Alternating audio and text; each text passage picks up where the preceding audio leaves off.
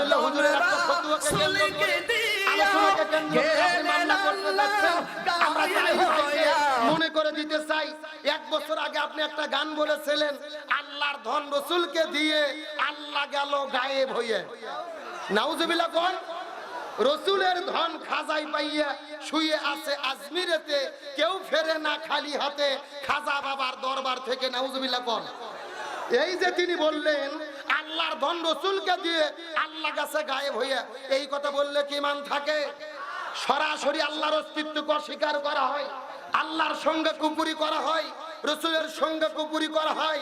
আমরা তাইরিকে বলতে চাই, শায়েখ আহমদুল্লাহ হুজুরের বিরুদ্ধে যদি তুমি একটা মামলা করো, এই শিরিকের গান বলার জন্য বাংলাদেশের 64 জেলা থেকে তোমার জন্য 100টা মামলা করা হবে। আজকে দেখলাম গিয়াসউদ্দিন তাহিরি নিজের জন্মদিন পালন করতেছে কেক কাটে। অনেকেই বলতেছে না তাহিরির কথার জবাব দেওয়া যাবে না, কুকুরের কাম কুকুর করেছে, কামড় দিয়েছে পাই, তাই বলে কুকুরের পাই কি মানুষের কামড়ানো শোভা পায়? এই বাংলাদেশে ভণ্ডদের উৎপাত কাকে বলে ভালো করে লক্ষ্য করবেন। এই বাংলাদেশের একজন অন্যতম ইসলামিক স্কলার, বাংলাদেশের সম্পদ, যার নাম হলেন শায়েখ আহমদুল্লাহ হাফিজাহুল্লাহ। আরো ধরে বলেন, সাম্প্রতিক তার একটা ফতোয়াকে কেন্দ্র করে, তার একটা আলোচনাকে কেন্দ্র করে বাংলাদেশে তুমুল আলোচনা সমালোচনা চলছে।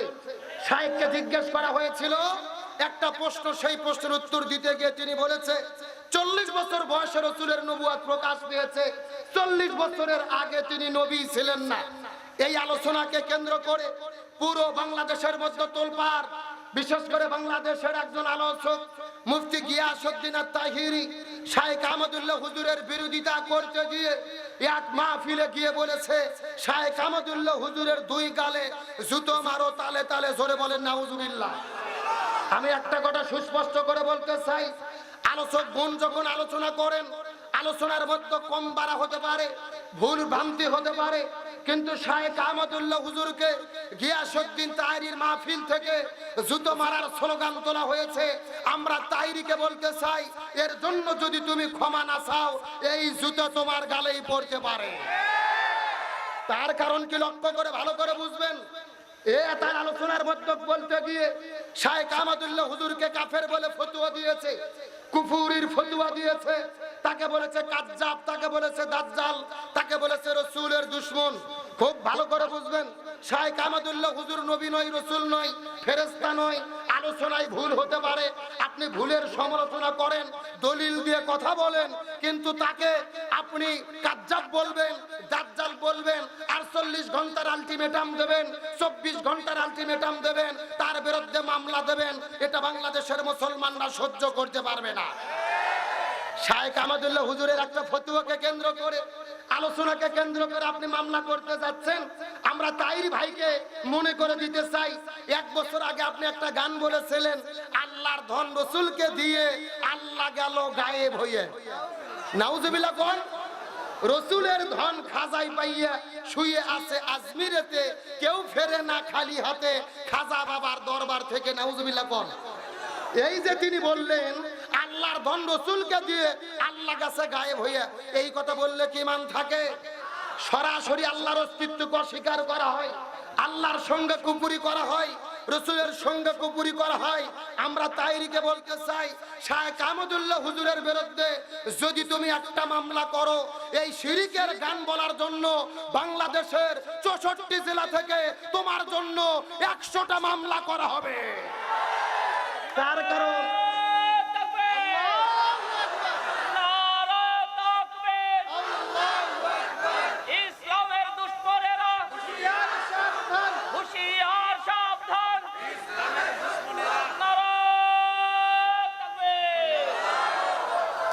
গভীর মনোযোগ ভালো করে বোঝার চেষ্টা করবেন।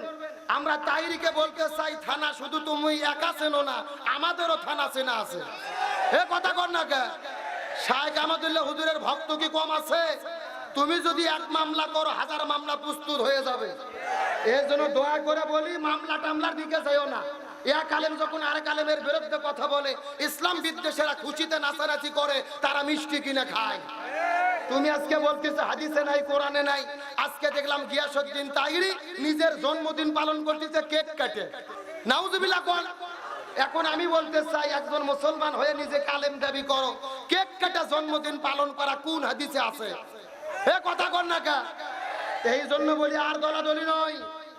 শাইখ আহমদুল্লাহ হুজুর বাংলাদেশের সম্পদ। এই বাংলাদেশের 5 জন আলেমের নাম যদি কেউ জানতে চায়, সবচেয়ে বড় আলেমকে, যোগ্য আলেমকে, তার মধ্যে একজন শাইখ আহমদুল্লাহ হুজুরের নাম থাকবে। তার কারণ তিনি শুধু আলেম নয়, তিনি সমাজসেবক, তিনি বাংলাদেশের মানবতার ফেরিওয়ালা। আমরা দেখেছি বাংলাদেশে যখন ঝড় হয়, বন্যা কবলিত মানুষ পড়ে যায়, বন্যা কবলিত মানুষের কাছে খাবার দেয়, শীতার্ত মানুষকে তিনি পোশাক দেয়, করোনার মধ্যে হাজার হাজার মানুষকে খাবার দিয়েছে, বন্যার্ত মানুষের পাশে দাঁড়াইছে। তার মানে বোঝা গেল শাইখ আহমদুল্লাহ বাংলাদেশের মানুষের সম্পদ।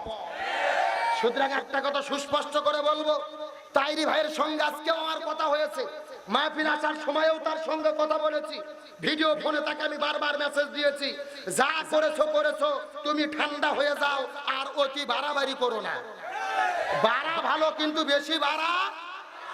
আমরা সুস্পষ্ট করে বলতে চাই, রাসূল 40 বছর বয়সের আগে নবী ছিলেন না, এই কথা শাইখ আহমদুল্লাহ হুজুর বলেছে। এই কথার বিরুদ্ধে তিনি ভুল ধরেছে।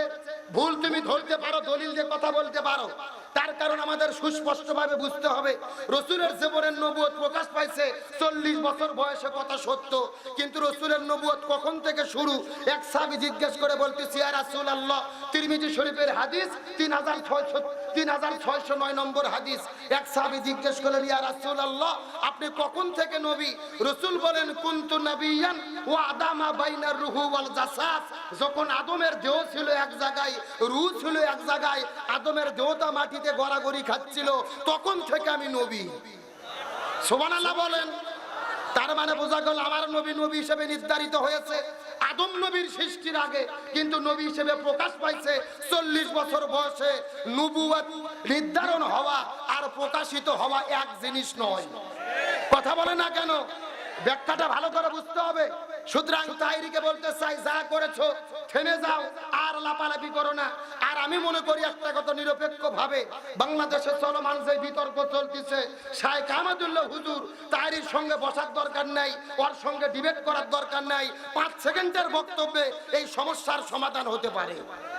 শাইখ যদি শুধু নিজে নিজে লাইভে এসে বলে 40 বছর বয়সে নবুয়ত নবী পেয়েছে, প্রকাশ পেয়েছে, আমি এটাই বুঝাইছি, এটা করলেই তো সমাধান হয়ে যায়, এটা বললে ভালো হবে, আর বিভ্রান্ত হবে না। অনেকেই বলতেছে না, তাইরির কথার জবাব দেওয়া যাবে না, কুকুরের কাম কুকুর করেছে, কামড় দিয়েছে পাই, তাই বলে কুকুরের পাই কি মানুষের কামড়ানো শোভা পায়? এটা সকলের দাবি, কিন্তু আমি বলবো না। একটা কথা বলার কারণে কুকুরের যদি কামড়ানো বন্ধ হয়, হইচই বন্ধ হয়, তাহলে কথাটা বলা দরকার।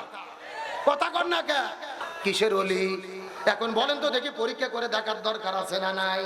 আমি কিছুক্ষণ পরে লক্ষ্য করে দেখলাম, এই কজিত আল্লাহর ওলিটা প্রসব করার জন্য গেল, আমিও তার পেছনে পেছনে গেলাম। যাওয়ার পরে লক্ষ্য করে দেখি বাবা পেশাব করেছে, কিন্তু পেশাব করার পরে পানি ব্যবহার করে। আমি আস্তে করে যাওয়ার পরে ডাক দিয়ে বললাম, বাবা আপনি পেশাব করলেন, পানি কেন ব্যবহার করলেন না? আমাকে ডাক দিয়ে বলে, হুজুর আপনি শরীয়তের হুজুর, মারে ফত বুঝবেন না। আমি বলে শরীয়তের হুজুর, মারে ফত বুঝবো না। আমি ডাকতে বললাম, হুজুর আপনি বুঝে দিলেই তো বুঝবার পারবো, আপনি বুঝে দিলেই তো বুঝবার পারবো, দয়া করে বলেন তো দেখি কেন পানি ব্যবহার করলেন না?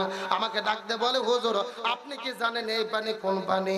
আমি বললাম, এই পানি কোন পানি? বলে নবীর নাতি ইমাম হোসাইন ওই কারবালার প্রান্তরে পানি পানি বলে চিৎকার করে বিদায় নিয়ে চলে গেল।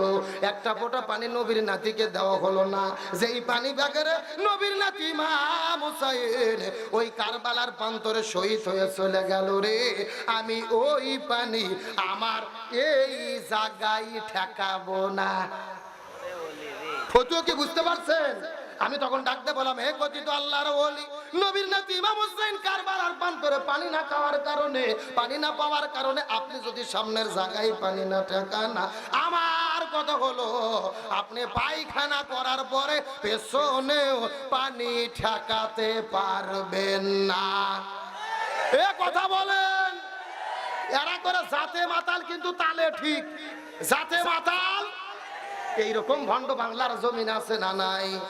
আর আবার মাঝে মধ্যে গান গায়, কি রমান কাতিবিন রুজুগা সরের দিন মওলার কাছে যদি করে অভিযোগ আমি বলবো দুনিয়ায় ছিলাম ন্যাংটা বাবার লোক। কি বাবা, একেবারে বাস্তব বলতেছি, বাস্তব। গত 4 বছর আগে আমি মাহফিলে গিয়েছি কুমিল্লা জেলার চাঁদপুর জেলার মতলব থানা। ওখানে যাওয়ার পরে কিছু লোক বাপজান আমার কাছে বলতেছে, হুজুর আমাদের এখানে ন্যাংটা বাবা আছে, হুজুর দেখতে যাবেন?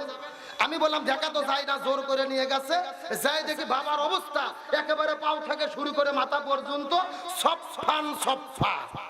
কথা কি বোঝা যায়? একেবারে অফিস আদালত স্টেশন সব বার করা। আমি তখন দেখে বলতেছি নাউজুবিল্লাহ, সাথে সাথে একটা মুরিদ বলতেছে নাউজুবিল্লাহ বলবেন না হুজুর, বাবার ভেতরে মাল আছে হুজুর। কি আছে? আমি বললাম কে রে ভাই, মাল যাচ্ছে, মাল তো দেখাই যাচ্ছে, ও মাল তো সবার মধ্যে আছে। এ কথা কর না কে? আমার তো মনে বলে এই সমস্ত বাটপারদেরকে জুতো আর ঝাঁটা পিটা করে বিদায় করা দরকার। কিন্তু মনের মধ্যে বড় কষ্ট, এই রকম ভণ্ডামি যারা বাংলাদেশে করতেছে এদের কোনো বিপদ বাংলাদেশের মধ্যে নাই। কিন্তু কোরআনের কথা যারাই বলেছে, হাদিসের কথা যারাই বলেছে, 50 বছর কোরআনের তাফসীর করে 13 বছর খাঁচাই বন্দি থেকে বিদায় নিয়েছে। তার মানে বোঝা গেল ভণ্ডামি করলে কোনো বিপদ হয় না, হক কথা বললে বিপদ। এ মুসলমানের আলোচনা কি চলবে? কারা কারা চলবে? হাত তোলেন তো দেখে। লিল্লাহে তাকবীর। আজকের মাহফিল চলছে চলবে, দিনাজপুরের মাহফিল, বসিবন্দরের মাহফিল কতক্ষণ চলবে? সারা রাত। কেটা কি হুজুর মারা ওয়াজ নাকি? সারা রাত আপনারা থাকেন, আমিও থাকবো না, আমার চাচা বজরুল রশিদও থাকবে না। তবে আলোচনা যেহেতু শুরু হয়েছে, ঘন্টা 2-3 টাইম দেওয়া যাবে ইনশাল্লাহ। আলোচনা চলছে। আবার প্রিয় বন্ধুগণ, মুসলমান ভাইরা গভীর মনোযোগ।